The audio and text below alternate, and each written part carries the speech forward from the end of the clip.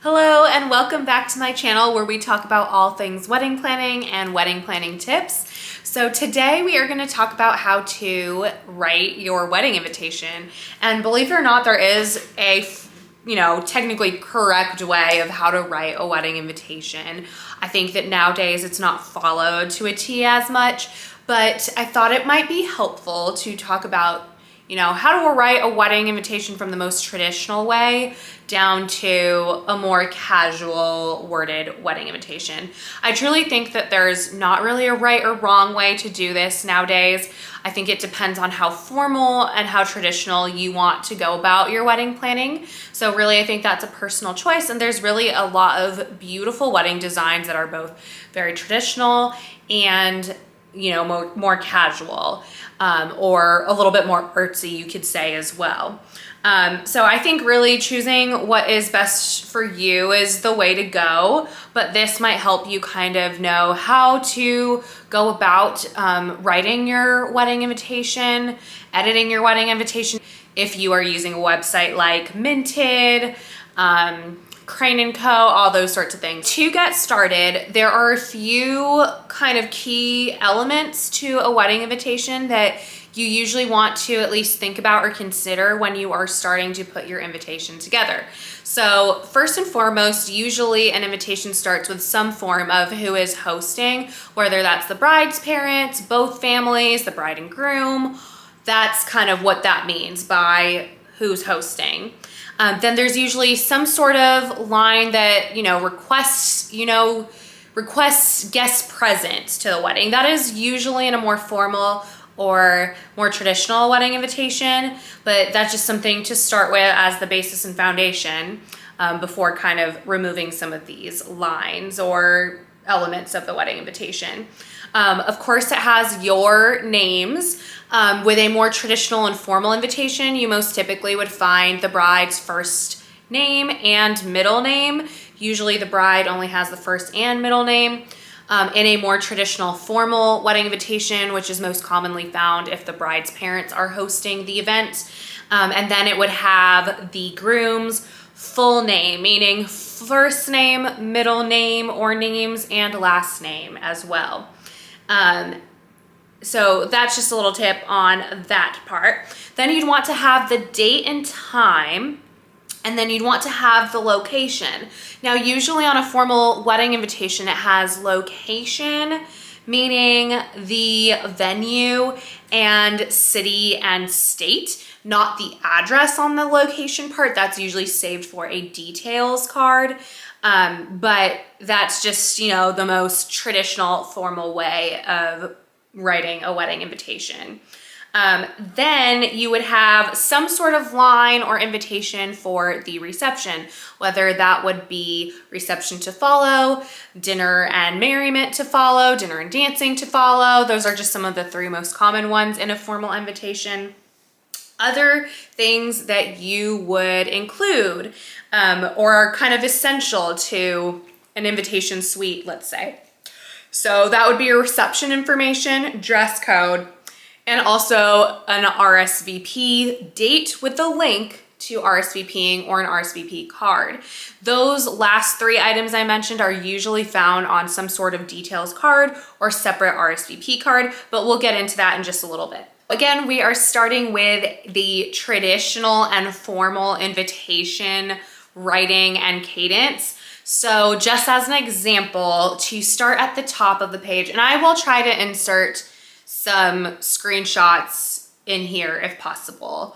I may not have personal examples from weddings I've worked of every single one of these, but I will try to find some pictures that I can insert that would hopefully give you an idea of what these look like. I don't want to really use a screenshot from Minted or another planner or something just because of copyright reasons. But for example, usually you would see the host listed first at the top of a traditional and formal wedding invitation. If the bride's parents are hosting, it would start with their names. So that first line would go Mr. and Mrs., let's just say Gary Armstrong. I don't know why that name came to mind, but let's say Mr. and Mrs. Gary Armstrong request the honor of your present. That's kind of most commonly used. There's a few different variations that you could switch that to. Your presence at the wedding of their daughter, Amber Rose, let's say. Then there would be the and then there would be the groom's name. Let's say George Costanza. I don't know why, that's just what came to my mind. If you have seen Seinfeld, you will know what I'm talking about or why I'm cracking up at that. So then you'd have the George Costanza. I don't know what his middle name would be, but it would be, let's say, George Perry Costanza, full name. Then after that, it would say son of Mr. and Mrs. Roy Costanza. I don't know what his dad's name is in the show, but I think you get what I'm saying.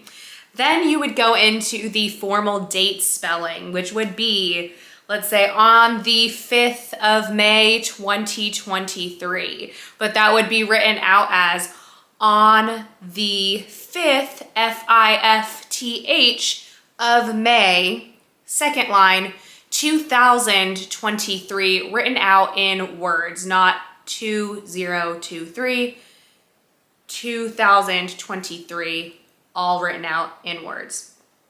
Then you'd move to the next line, and that would be the time of your ceremony. So if it is in the afternoon, you would say at 4 p.m., or actually, that's incorrect. You would say at 4 o'clock in the afternoon. If it's at 4:30, you would say at 4, or you would, struggle. You would say at 4, you would say at 4:30 in the afternoon. I don't know why, that was just so hard for me. Of course, if it's in the evening, you would say ceremony. You don't need to put ceremony time, you just list time at 6 o'clock in the evening. At 6:30 in the evening. So like I said, I will try to link an example and hopefully give it enough time so that you can take a screenshot, write it down, whatever you choose. But that's how you would list out the time, the date, that part. Then you might want to leave some space and then go into the reception, or I'm sorry, the venue, which would be, I don't know, X venue name on one line, just the venue name, full venue name. You know, if there's a full venue name, including the estate, put that. And then you would put the city and state typed out. So for example, you would put Nashville, Tennessee typed out, Nashville, comma, Tennessee typed out, not Nashville, comma, TN. So that gives you an idea for the more formal way of putting the city. Then you would do another line item, and that's where you'd put the dinner and dancing to follow, something along those lines. I personally like when it shows that reception mention in all lowercase. I don't know if that's really technically correct, but I do see it often, and I personally like how that looks. But I think that's also because it's a modern look to do the all lowercase. But that's just my personal preference on the formal line by line wording of an invitation. Now let's talk about your details card. So your details card is extremely important. I have seen details cards on the back of an invitation, and honestly, guests have missed them with the RSVP's info on that. If the RSVP info is on there, guests have missed it. I do recommend it being a separate card. I think also when you have a multiple card kind of invitation suite, it lends to your detail photos. It gives your photographer more to work with. I definitely think it's worth it. For the details card, I'm kind of gonna mesh a mix of the traditional and a more modern details card in terms of giving you some information, just because I think that's what's more common nowadays. And I think really that's because, you know, now most people are doing online RSVPs. Doing online RSVP saves you the extra insert envelope and the extra stamp that you have to provide your guests to mail back that RSVP card. And the truth is, guests are already not very good at RSVPing. So having those mail-in cards be sent late kind of throws off your whole RSVP. To start on how to go about your details card, I definitely recommend putting the RSVP section at the top, because it is for you the most important and the part that guests look over every single wedding. Like, when I say every single wedding, I'm saying at least 95% of weddings that I've worked, the RSVPs are always running behind. And it's just something to know, something to just expect as you're going about your wedding planning process. So you could have, you know, a nice header that says details and some nice font or script or calligraphy. And then you could go into kindly reply by X date. I recommend an RSVP date of a month and a half before your wedding date. Not a month before, not less than a month and a half. Because at that point, what needs to happen? Your layout needs to be finalized. Your flower counts need to be finalized. Pretty soon after that, your catering counts are going to need to be finalized. And what else does that affect? It affects your linens, it affects your dishware, your flatware, your glassware, any count pretty much imaginable it's going to affect. So you want to give yourself some time to be able to go and finalize all these details and not be cramming all of it in, you know, the last 2 or 3 weeks before your wedding. To be able to get ahead of it as much as possible is always super helpful. And as I mentioned, guests are not great at RSVPing. So definitely being able to have that time to be checking in with your guests, everyone has to do it pretty much, is just really, really helpful. So details somehow pretty at the top. Then going into, please kindly RSVP by, let's say, August 15th if your wedding date is October 1st. So that's kind of the idea. And then you would have how to RSVP underneath that, whether it's the wedding link. Don't put in HTTPS colon // put in XYZ at theknot.com, at zola.com, whatever it is. Or if you do your own domain through Minted is a great site to use. That's another just way to do it if you want it a little bit more customizable. So then you would put in the link to RSVP. Then after the RSVP section, you will want to then put your reception venue, and if you have a separate ceremony venue than your reception venue, you will want to put both and include the full venue names and the full addresses. I think there's a little bit of leeway you can do here on the details card if you really don't have the room to write out Tennessee in full or California in full. You can put CA. I think that is okay for your details card. But if you do have 2 locations, put your ceremony location first, title it ceremony, then put your second location second. After your venue locations, then you can choose whether or not you want to put your hotels on there. Like if you've done group blocks, that would be the next thing that you could put there. Or honestly, I think use your best judgment on that. I recommend it if it seems like there's a lot of older guests who might be attending the wedding, who, you know, might not be as tech savvy and may not see the tab on the wedding website and be able to click the link to the group block or that sort of thing. Then I would recommend putting your group hotels, including the hotel name, hotel address, maybe the phone number and the code that they've given you for those group deals. So that would be the next thing. But like I said, that also can just be on your wedding website and you can let guests find that on their own. Then at the bottom, I would put something that says something along the lines of, for more information, please visit our wedding website. Again, the main wedding URL is what you would want to put there.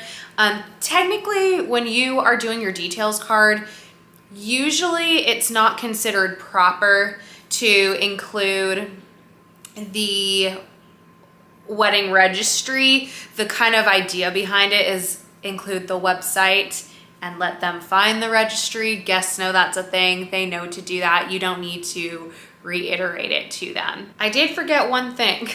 Again, before that final, for more information, please visit our wedding website.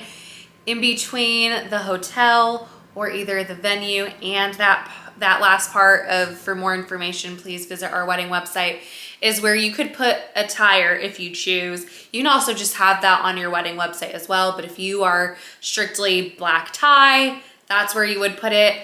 One other thing too is if you are having an adult only wedding, that would be the place to put that on the details card as well. Terminology that I kind of have recommended in the past has been something just as simple as adult only affair, please. You know, there's tons of different ideas. You can Google them online and find some, but that would be the appropriate place to make that request. I do also recommend, if you are doing adults only for your wedding, to definitely include that on your website in the area close to where the attire would be as well. So I wanted to quickly end this video just touching on more casual invitations. Really the more casual invitations come into play in the host line. So if both families are hosting versus the bride's family, then you would put 2 lines of both the parents. And another way that you could do this that's not as wordy, if you don't want to be slightly traditional with that kind of verbiage, and not as formal, is you could say something along the lines of together with their families. You could just put the 2 of your names, invite you to celebrate, something along those lines. I'll insert a few screenshots or photos here so you can get a few ideas on how to go about that. You will see some of these ideas may not be fully written out in the same formal way that I addressed earlier in this video. That is okay too if you prefer it to be that way. Kind of just use your best judgment if you're going with a more casual invitation. I don't think there's a right or wrong. I think really it has to do with the style of your event and how you choose to go about that. Hopefully this was helpful for you in planning and executing your wedding invitations. Maybe we'll do another separate video on how to address envelopes versus what goes inside the envelope. So, thank you again, and don't forget to like or comment on this video if you have any questions about wedding planning or topics that you'd love to submit. Feel free to comment below, and don't forget to click that subscribe button. Thanks so much, and have a great rest of your day.